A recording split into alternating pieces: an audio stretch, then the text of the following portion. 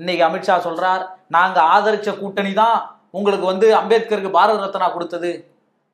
பாஜக ஆதரித்த கூட்டணி கட்சி விபி சிங் அவர்கள், பிரதமர் விபி சிங் என்கிற சமூக நீதி காவலர், அவர் ஆட்சி பொறுப்புல இருந்து டாக்டர் அம்பேத்கருடைய நூற்றாண்டு வந்ததுனால பாரத ரத்னா விருது கொடுத்தார். சரி, அதை விட இன்னொன்னு செய்தார். இந்த அம்பேத்கர் காங்கிரஸ் தான் பதவியை விலக வச்சாங்கலாம் சொல்றாருல்ல அமித்ஷா. அவர் பதவி விலகிறேன்னு சொன்னதுல முக்கியமான இன்னொரு காரணம் இருக்கு. பிற்படுத்தப்பட்ட மக்களுக்கு இடஒதுக்கீடு வழங்குகின்ற மசோதாவின் மீது நடவடிக்கை எடுத்து ஒரு குழுவை அமைக்க வேண்டும் என்கிற அம்பேத்கருடைய கோரிக்கை. சரி, காக்கா கலேக்கர் தலைமையில ஒரு குழு போட்டாங்களா, அந்த குழு செயல்படாமலே போனதா. அதன் பிறகு டிபி மண்டல் அவர்கள் தலைமையில ஒரு குழு போடப்பட்டதா. அந்த மண்டல் அவர்களுடைய குழு பரிந்துரையை நிறைவேற்ற வேண்டும் என்பது அம்பேத்கருடைய கனவா இல்லையா? ஆமா.